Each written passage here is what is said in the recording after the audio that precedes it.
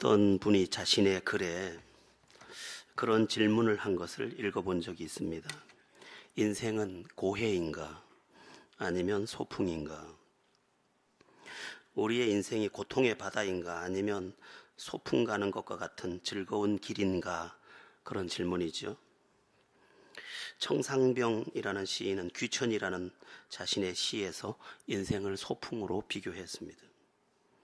그런데 정작 그 인생은 고통으로 얼룩졌던 것을 우리는 잘 알고 있습니다. 그러니까 인생을 소풍으로 여기고 싶은 사람에게조차도 소풍처럼 살 수 없는 것이 이 세상의 삶이더라는 것입니다. 분명한 것은 인생이 바다를 아주 많이 닮았다는 것입니다. 바다가 어떻습니까? 잔잔한 호수 같다가도 갑자기 모든 것을 삼킬 것처럼 덮쳐오는 곳입니다.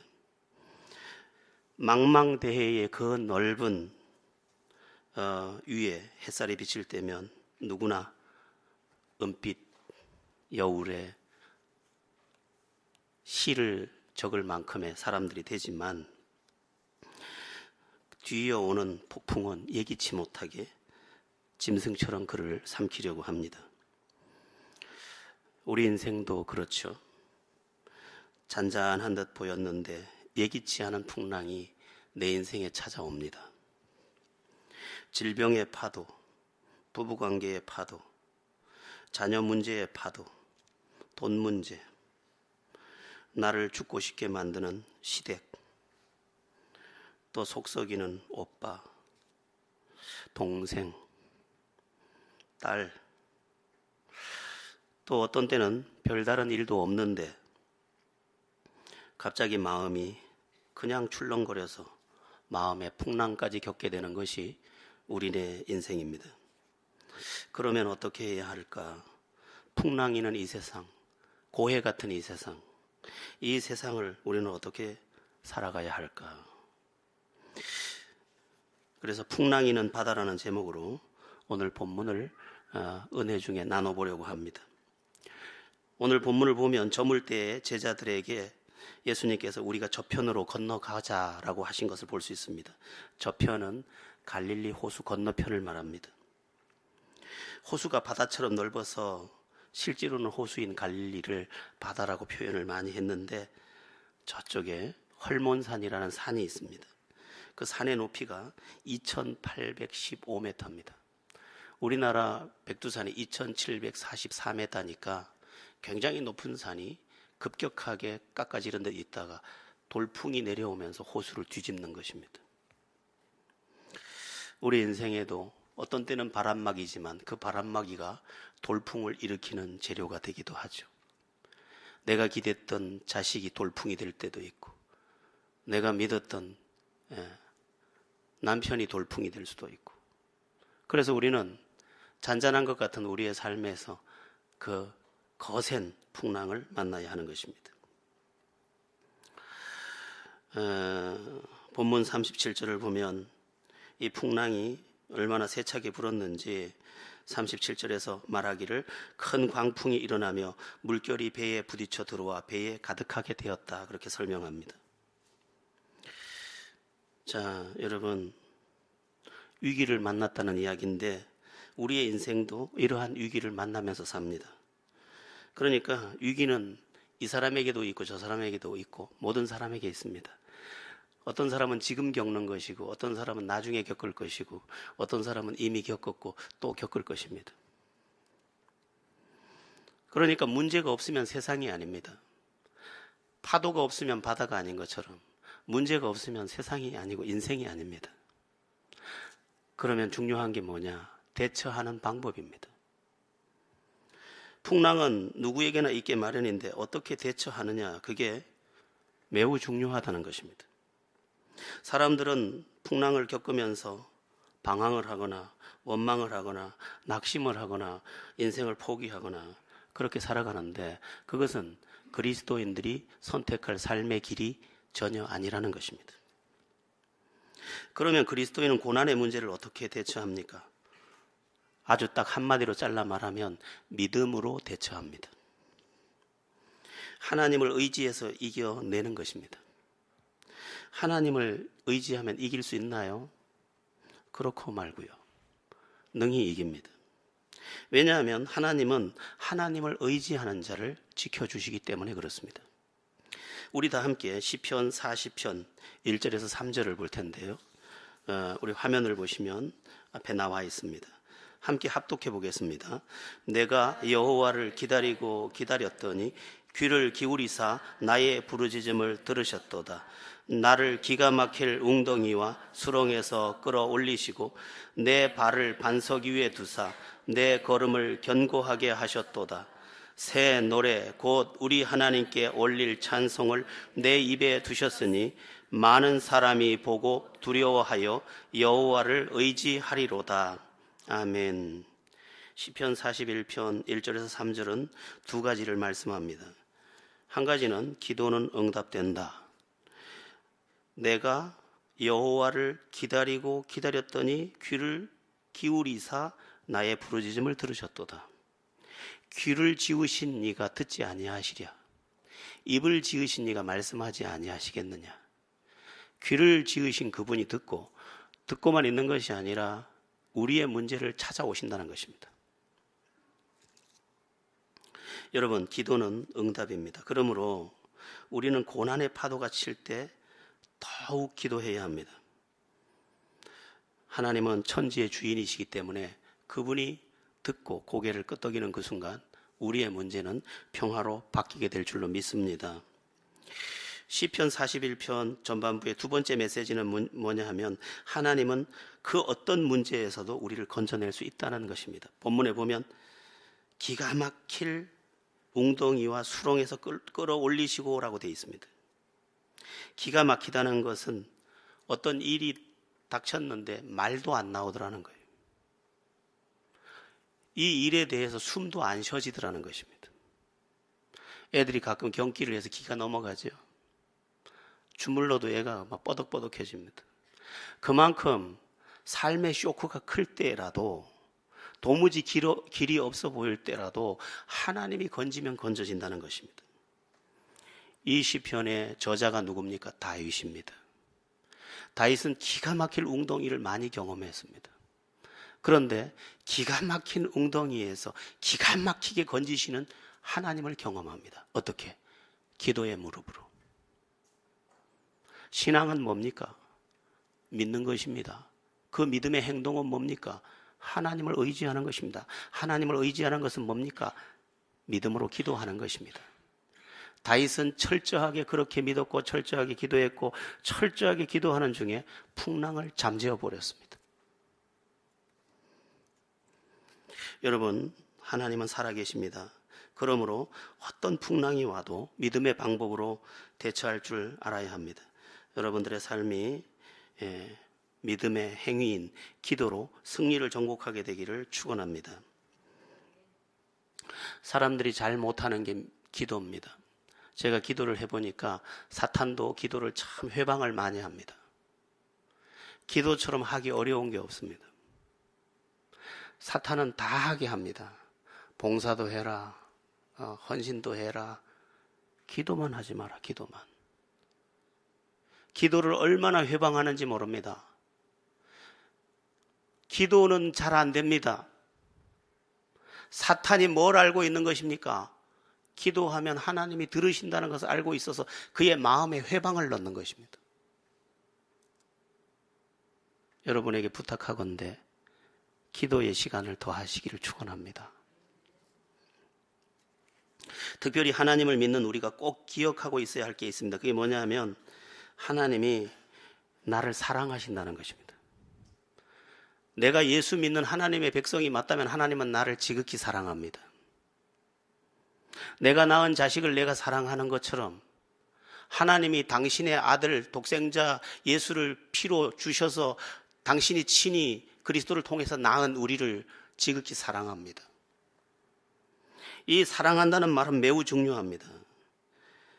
고통에 두는 것은 하나님의 뜻이 아니라는 것입니다.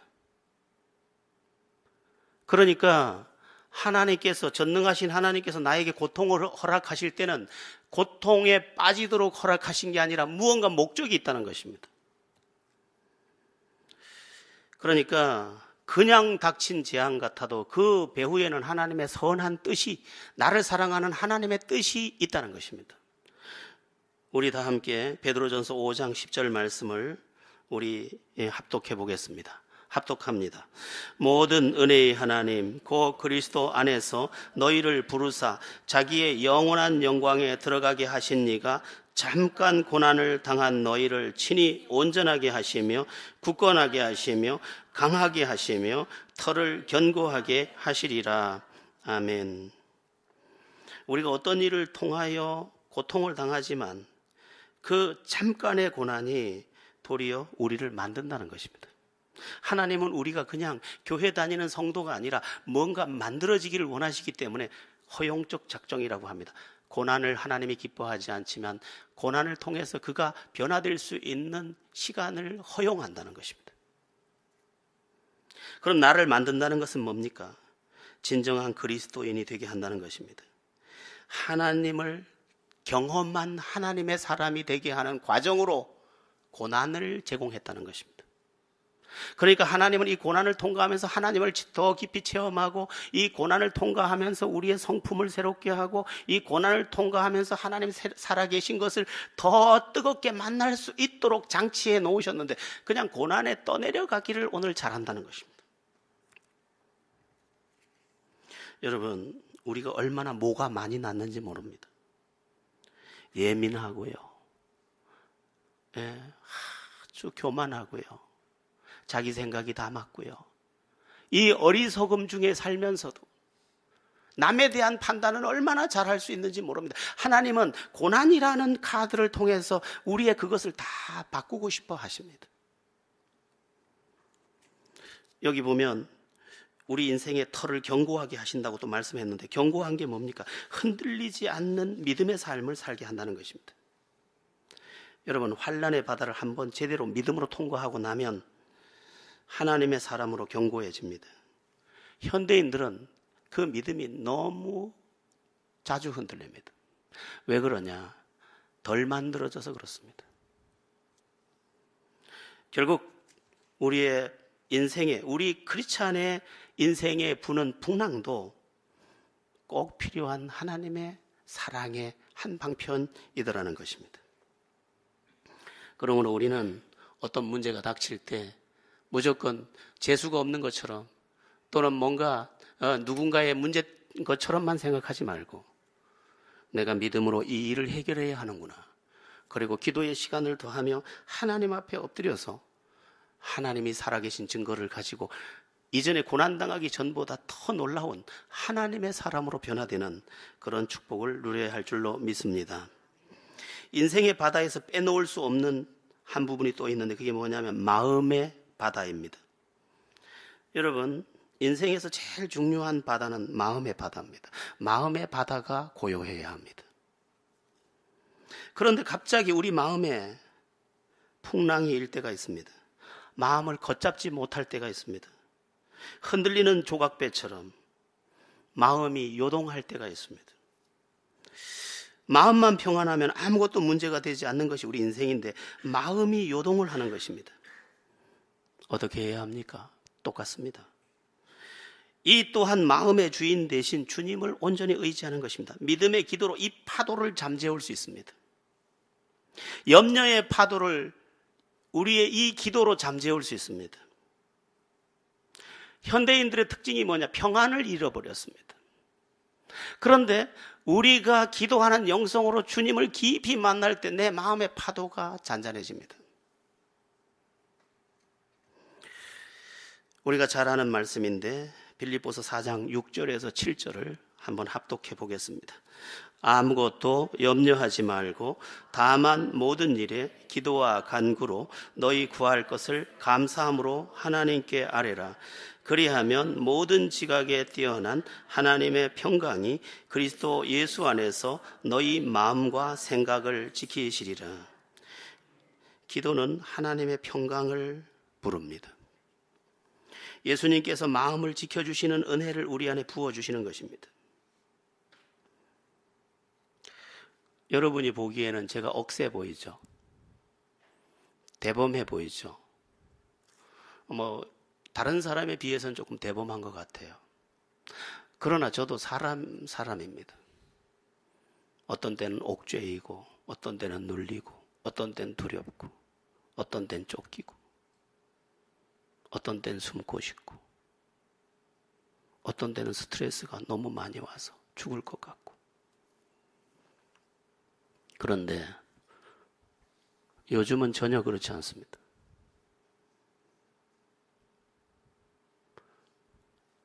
기도가 더해지면 더해질수록 나에게서 스트레스가 없는 것을 발견하고, 또 억압이 없는 것을 발견하고, 두려움이 없는 것을 발견하고, 그 무엇도 나를 짓누르지 못하는 것을 내가 발견하고 있습니다.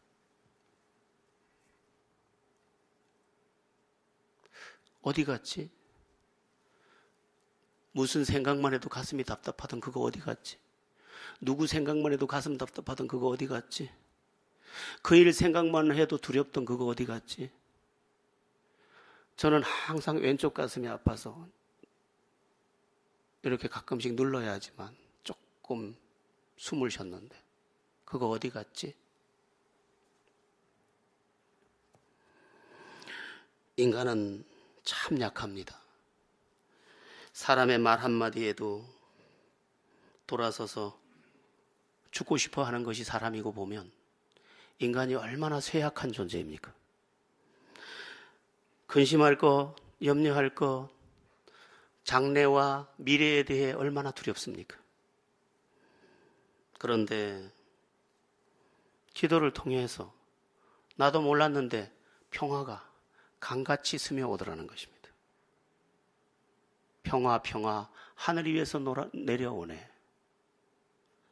언제 왔는지, 가을이 언제 온지 모르게 문지방을 넘어서 창문을 넘어서 손등에 햇살을 따시게 하는 것처럼 언제 넘어왔는지 평화가 와서 내 안에 가득하고 충만한 것입니다.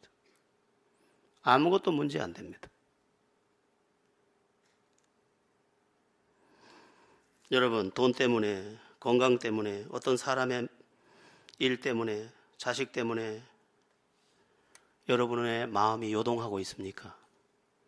모든 지각에 뛰어난 하나님의 평강이 우리의 마음과 생각을 지킬 수 있도록 기도로 여러분을 채우시기를 축원합니다. 오늘 풍랑에 대한 말씀을 나누고 있는데 이 풍랑에 대해서 또 생각할 것은 바다가 하늘과 연관되어 있다는 것입니다. 그렇습니다. 바다는 하늘과 연관되어 있습니다. 바다 스스로 출렁이는 게 아닙니다. 하늘이 출렁거려야 바다가 출렁거리는 겁니다. 하늘이 파라면 바다가 파랗고 하늘이 흐리면 바다가 흐립니다. 하늘이 노하면 바다가 노합니다. 그러니까 하늘이 바다를 결정한다는 것입니다. 이것은 매우 중요한 이론인데 이걸 신앙적으로 해석하면 인생의 문제는 육체의 문제가 아니라 영적인 문제라는 것입니다. 다시 말하면 하나님과의 관계가 우리의 삶의 현재를 결정하더라는 것입니다. 내가 하나님과의 관계가 친밀했더니 내 삶의 평화가 스미고 내가 하나님과 멀어졌더니 내 삶이 요동을 치더라는 것입니다. 그래서 하나님을 거역했던 요나의 배가 풍랑을 만났던 것입니다. 하나님과 상관없이 자기 생각을 따라 니느웨로 가라고 한 말씀을 거역하고 다시스로 갔는데 니느웨로 가는 배가 풍랑을 만나더라는 것이죠. 본래부터 그렇습니다. 인생은 왜 고통의 바다에 빠진 것입니까? 인류의 첫사람 아담이 하나님을 거역하면서 인생의 터가 풍랑이는 바다가 되었습니다. 그러니까 인생은 처음부터 하나님과 연관되어 있었던 것입니다. 여러분의 삶의 승리를 원하십니까? 평화를 원하십니까? 존귀함과 아름다움을 원하십니까? 그렇다면 하나님과 친밀해지십시오. 제가 만약 누군가의 존경을 받거나 제가 만약 누군가에게 대접을 받고 있다면 그건 제 덕이 아닙니다. 내가 하나님과 친밀하면 친밀할수록 하나님은 나를 더 복되게 하실 것입니다. 내가 하나님의 은혜에 가까우면 가까울수록 사람들은 다 더 나를 아름답다 할 것입니다. 그리고 내가 하나님과 가까우면 가까울수록 내 삶의 성품과 모든 것이 더 아름다워질 것입니다.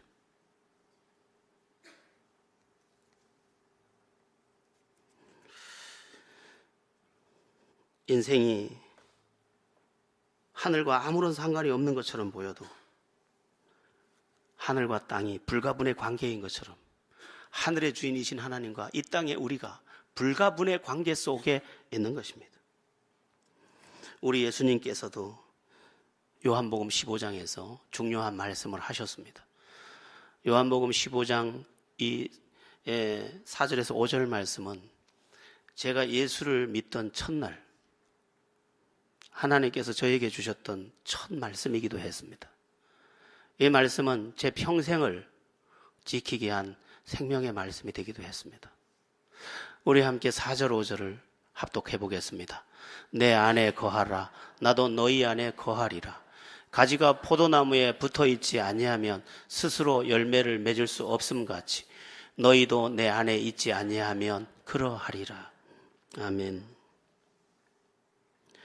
잘 되는 삶이 어디 있느냐? 하나님과의 관계 속에 있다는 것입니다. 인생은 하나님과 원수가 될 때 저주를 부르고 하나님과 친밀할 때 영광을 부른다는 것입니다. 가지가 나무에 붙어 있기만 하면 저절로 열매를 맺는 것처럼 가지가 잘 붙어 있으면 있을수록 더 풍성한 열매를 맺는 것처럼 우리가 하나님 생명 되신 하나님께 더 친밀하게 붙어 있으면 별스럽게 한 것도 없는데 그냥 믿음으로 산 것밖에 없는데 하나님이 여기도 열매 주시고 저기도 열매 주시고 뭐 별로 한 게 없어요. 예전에 어떤 삼형제가 터를 사서 집을 세 채를 짓고 삼형제가 같이 사는 거예요. 제가 그때 사업을 할 때이기 때문에 거기에 물건을 좀 보내줄 일이 있어 갔는데 그 세 사람들이 다 한 교회를 다니면서 그렇게 아름답게 주님을 섬겨요. 제가 물어봤어요. 제가 이제 그때 예수 믿은 지 얼마 안 됐을 때입니다. 아니, 기도해서 이렇게 셋이 같이 살게 되신 건가요? 예. 하나님이 얼마나 많은 것을 주시는지 생각만 해도 주십니다. 그 말이 제 마음에 들리더라고요. 하나님과 친밀하고 나니까 생각만 해도 주셔요. 하나님과 가까우니까 엄마와 가까운 자식이 눈빛만 보내도 엄마가 알아서 주듯이. 여러분 기억하십시오. 바다는 하늘과 연관되어 있고 우리 인생은 하나님과 연관되어 있다는 것을. 그래서 하나님과 깊이 연관되면 될수록 사방이 고요해지고 사방이 아름다워집니다. 여러분의 삶이 하나님과의 친밀함 속에서 평안이 되기를 축원합니다. 오늘 네 번째로 나눌 이야기는 38절에 나오는데 풍랑을 맞은 배 안에서 예수님은 주무시고 제자들은 두려움에 떨고 있었다는 부분입니다. 같은 바다 위에서 같은 풍랑을 만났는데 예수님은 배에 고무를 베고 쿨쿨 주무시고 계시고 제자들은 두려워서 벌벌 떨고 있었다는 것입니다. 자, 여기서 묻게 됩니다.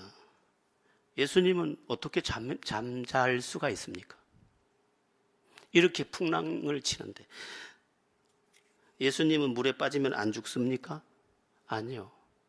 육체의 제약을 받는 몸으로 인카네이션, 사람의 몸이 되셨기 때문에 당신도 안 먹고 물에 빠지면 죽습니다.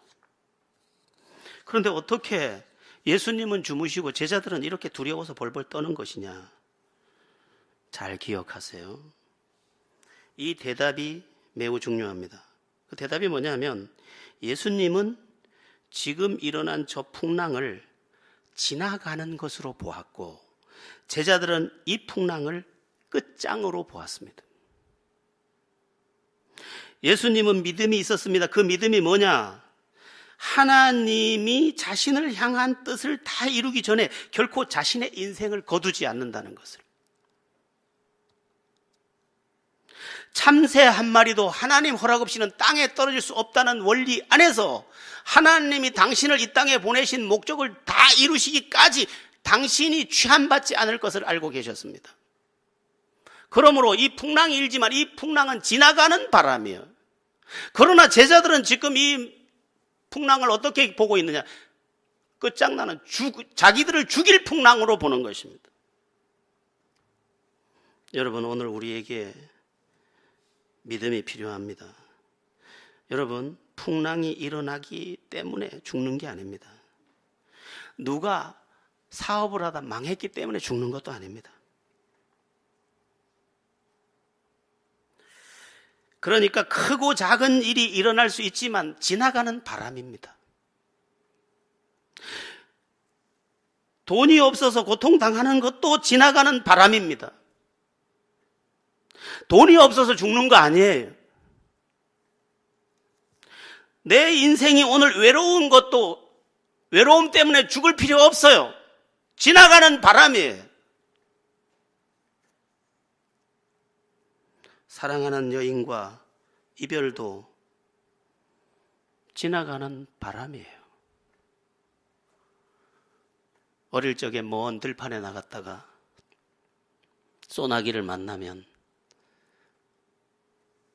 큰 나무 밑에 서서 비가 그치기를 기다릴 때 형들이 또는 아버지가 해주던 말이 있습니다.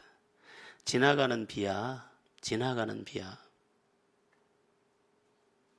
지나가는 비 맞아. 그러고 옷을 다 적시던.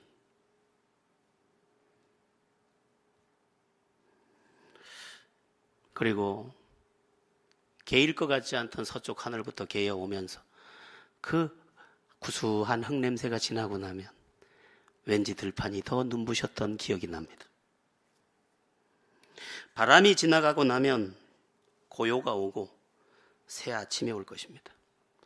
과정이지 결론이 아님을 항상 기억해야 합니다.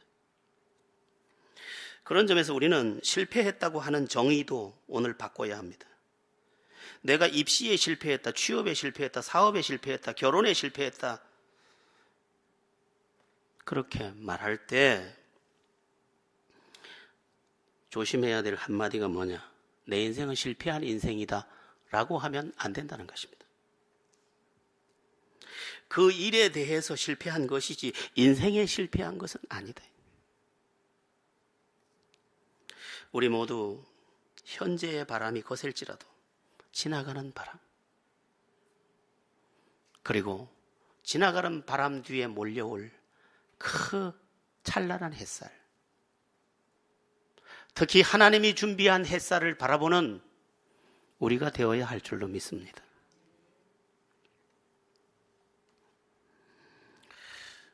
예전에 유명한 가수가 하나 있었는데 그 가수 생각이 왜 갑자기 납니까? 그대 이름은 바람, 바람, 바람. 바람이요.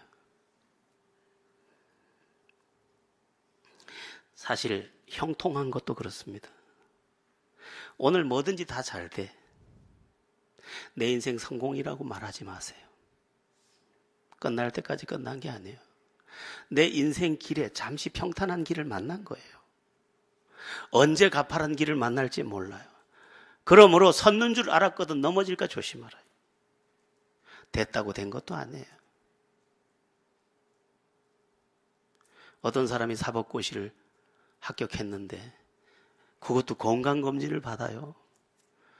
연수원 들어갈 때 건강검진을 받는데 왼개, 간암이 발견됐어요. 그 죽도록 공부, 이제 프랭카드 동네 다 걸고 연수원 들어가는데 다 된 것 같죠? 인생은 끝날 때까지 끝난 게 아니에요. 그래서 기도의 무릎을 포기하지 말아야 하는 것이고 하나님을 놓지 말아야 되는 것입니다. 오늘도 책임지고 내일도 책임지고 영원히 책임질 분은 오직 하나님 한 분이시기 때문에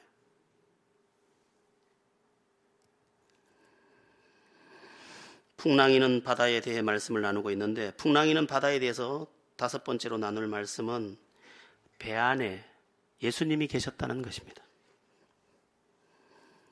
예수님이 배 안에 계셨다는 그 의미가 뭡니까? 구세주가 그 안에 있었다는 것입니다. 자기 곁에 있었다는 것입니다. 여러분, 예수님을 믿어 하나님의 자녀가 된 우리는 죽는 그 순간까지 이 사실을 붙잡아야 합니다. 하나님은 나와 함께 계시다. 하나님이 지금 나와 함께 계시고 구세주가 나와 함께 계시다. 숨이 넘어가는 그 마지막 시간에도. 예전에 어떤 섬으로 수련회를 갔습니다. 중고등부 학생들 데리고. 비가 얼마나 쏟아지는지. 그래서 한 분이, 권사님이 안 보여. 아무리 찾아도. 바파로 같이 가신 권사님이. 그랬더니 저쪽에서 혼자 찬송을 하고 계신 거예요.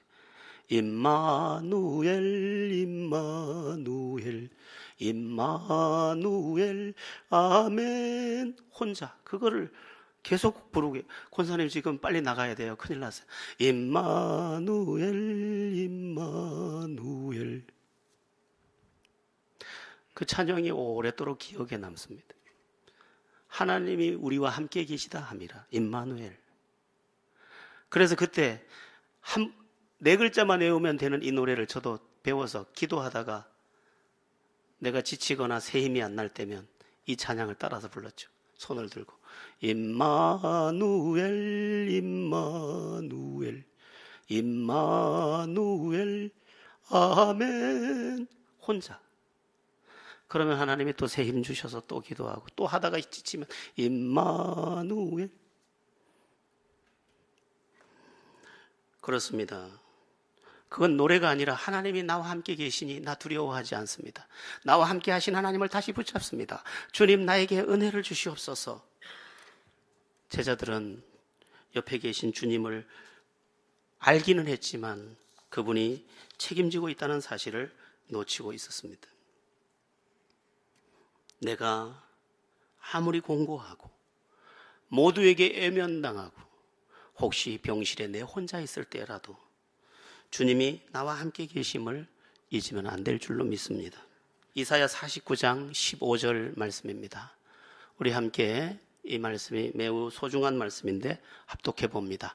여인이 어찌 그 젖먹는 자식을 잊겠으며 자기 태어난 아들을 긍휼히 여기지 않겠느냐. 그들은 혹시 잊을지라도 나는 너를 잊지 아니할 것이라. 아멘. 여인이 어찌 그 젖먹는 자식을 잊겠느냐. 못 잊습니다. 이 자식을 어떻게 꿈엔들 잊겠습니까? 그런데 혹시 그 자식을 잊어버리는 일이 있더라도 우리 하나님은 너를 잊지 못한다는 것입니다. 이것은 비교법입니다. 너를 잊을 수 있는 일은 존재할 수 없다는 것입니다. 직장에서도 여러분이 억울함을 당할 때도 하나님이 내 인생의 배에, 이 풍랑이는 내 인생의 배에 함께 타고 계시다는 것을 항상 기억하면서 그분을 보며 안심하고 그분을 보며 다시 꿈을 꿀 줄 아는 그런 우리가 되어야 할 줄로 믿습니다. 메리 스티븐슨이라고 여러분들도 한 번씩은 다 읽어봤을 법한 모래 위의 발자국이라는 유명한 시가 있습니다. 혹시 못 들었던 분이 있을까봐 한번 읽어드리겠습니다. 어느 날 밤 나는 꿈을 꾸었네. 주님과 함께 바닷가를 거니는 꿈을 꾸었네. 하늘에는 내가 살아온 많은 장면들이 비치고 있었네. 나는 나의 삶의 각 장면에서 발자국들이 모래 위에 있어서 모래 위에 새겨진 것을 보았네. 나는 그 장면을 보고 걱정이 되었네. 왜냐하면 그때가 내 생애에 있어서 가장 힘든 때였고 고난과 슬픔과 좌절로 인하여 고통을 겪을 때에 한 사람만 걸어간 발자국을 봤기 때문에 나는 주님께 물어보았네. 주님께서 저에게 약속하셨지요. 만일 제가 주님을 따른다면 주님은 항상 저와 함께 하시겠다고 약속하셨지요. 그러나 나의 생애에 가장 힘들고 어려운 시절에 나타난 모래 위에는 오로지 한 사람의 발자국만 있었습니다. 어찌하여 내가 주님을 가장 필요로 할 때에 주님은 나를 떠났습니까? 주님께서 대답하셨네. 사랑하는 자여, 네가 본 한 쌍의 발자국은 나의 발자국이니라. 네가 어려웠던 그 시절에 내가 너를 내 등에 업고 걸었노라. 잊지 마세요. 주님은 영원히 나를 떠나지 않습니다. 저는 외로움도 많이 겪어봤습니다. 그래서 이 주님을 붙잡는 것이 얼마나 간절한지 모릅니다. 수술할 때도 저는 이 주님을 항상 부릅니다. 주님. 그러면 물밀듯 밀려오는 은혜가 제 영을 안아줍니다. 항상 함께 계시는 주님 의지하시고 지금이 곤고할지라도 평안을 누리시기를 축원합니다. 풍랑이는 바다의 이야기에서 6번째로 나눌 말씀은 39절인데 예수님께서 바다를 잠잠하게 하셨다는 것입니다. 바다를 잠잠하게 하셨다. 있을 수 없는 일을 해내신 것입니다. 여러분, 아무도 내 인생의 풍랑을 잠재울 수 없습니다. 내 마음의 풍랑조차도 내가 잠재울 수 없습니다. 그러나 예수님은 모두를 죽일 것 같은 이 풍랑을 잔잔하게 하셨습니다. 예수님이 명령하자 바다가 갑자기 잔잔해졌습니다. 어떻게 그런 일이 가능합니까? 천지의 주인이기 때문입니다. 여러분, 천지의 주인 되신 하나님이 내 삶에 평안하라 라고 외쳐주면 평안한 것입니다. 주께서 붙잡아 주시면 평안한 것입니다.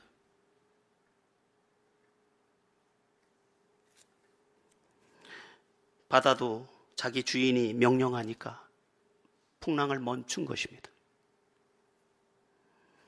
우리의 인생이 가끔은 정말 가지에서 떨어진 나뭇잎 같습니다. 여기 휩쓸리고 저기 처박히고 얼마나 가엾고 연약한 우리인지 모릅니다. 그러나 주님은 한없이 강하십니다. 그러므로 우리 주님께서 우리의 가정, 내 마음, 내 인생, 내 성품, 내 모든 것 속에 평화를 선포하시는 그날, 나의 생애는 고요한 바다가 될 줄로 믿습니다. 다른 데 길이 없습니다. 요즘에 많은 약이 있습니다. 신경안정제도 많고 수면제도 많고 우울증 치료 약도 있고. 제가 장로님한테 들으니까 우울증 치료하는 약은 이렇대요. 어떤 육각형의 여기 구멍이 있다면 여기에 육각형의 기쁨의 인자가 빠져나가야 되는데 못 빠져나간다는 거예요. 그러면 어떻게 빠져나갈 수 있도록 이걸 확장을 시켜주는 겁니다. 약으로. 그러면 육각형으로 못 벌리니까 둥그렇게 크게 벌려서 그냥 쑥쑥 빠져나가게 하니까 조울증이 와가지고 좋았다 나빴다 좋았다 나빴다.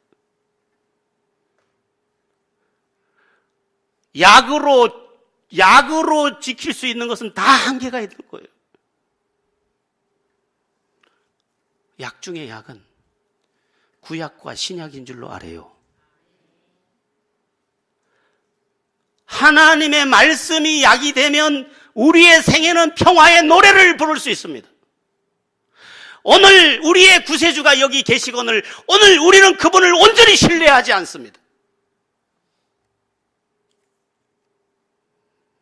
날 때부터 소경된 자, 날 때부터 안진뱅이, 아무도 고쳐줄 수 없었던 나병 환자까지 주님의 말씀 한마디에 깨끗함을 받고 돌팔매를 맞던 문둥이는 집으로 돌아갔고 구걸밖에 할 게 없었던 그 인생은 찬송하며 일어섰습니다.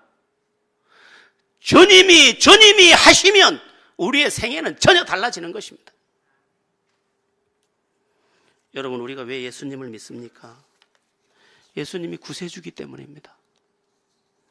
예수님 안에 모든 해답이 있기 때문입니다. 참 신비한 게 있습니다. 내가 평안해지고 내가 고요해지면 더불어 내 주변도 평안하고 고요해진다는 것입니다. 내가 은혜 안에서 평안해졌더니 이것도 문제였는데 저것도 문제였는데 했던 것이 문제가 하나도 안 되는 겁니다. 내가 평안해지니 남자도 달라졌어. 내가 평안해지니 자식도 하는 짓이 달라. 내가 평안해졌더니 직원들도 다 달라. 내가 사장이라면. 내가 평안해졌더니 하늘이 고요해지고 내 인생의 바다가 고요해진 것입니다. 내가 요동하니까 사방 요동을 하는 거예요. 내가 못 살겠다고 하니까 옆에 사람들도 못 살겠다고 하는 거예요. 내가 무겁다고 하니까 내 곁도 무겁다고 하는 거예요. 그러므로 우리는 주님의 은혜의 보좌 앞에서 그 은혜로 고요를 가져와야 합니다.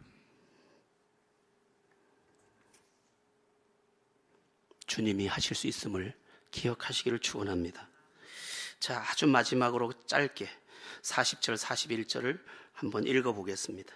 40절, 41절입니다. 이에 제자들에게 이르시되 어찌하여 이렇게 무서워하느냐? 너희가 어찌 믿음이 없느냐 하시니 그들이 심히 두려워하여 서로 말하되 그가 누구이기에 바람도 순종하는가 하였더라. 제자들의 고백은 항상 재밌습니다. 이들이 이전에 뭘 봤습니까? 중풍병자가 고침받는 것도 보고 날 때부터 소경대자가 고침받는 것도 보고 다 봤는데 오늘 또 깜짝 놀래고 있는 거예요. 바다가 잔잔해지니까 또 깜짝 놀래고 있습니다. 무슨 얘기입니까? 우리가 아직도 주님을 잘 모른다는 거예요. 주님을 제대로 알고 온전히 의지해도 될 텐데 그때마다 깜짝 놀라기만 하는 거예요. 깜짝 놀라기만 해요. 주님을 알고 주님을 제대로 의지하면 기적이 상식이 될 터인데 하나님의 은혜가 내 삶에 강같이 흐를 텐데 그만 그때 해결된 문제 가지고 깜짝 놀라서 기뻐하다가 또 해결되면 깜짝 놀라서 기뻐하다가 또 까맣게 잊어버리고 또 세상으로 갔다가 또 풍랑 만나가지고 또 돌아왔다가 주님은 본래 문제 해결의 주인이십니다. 부디 매일 놀라지 마시고 더욱 주님을 제대로 알아서 제대로 믿는 가운데 항상 평안하고 감사할 만하고 주님 때문에 행복하다고 고백할 수 있는 여러분들 모두 되기를, 그리고 여러분의 가정에도 행복이 피어나기를 예수의 이름으로 축원합니다.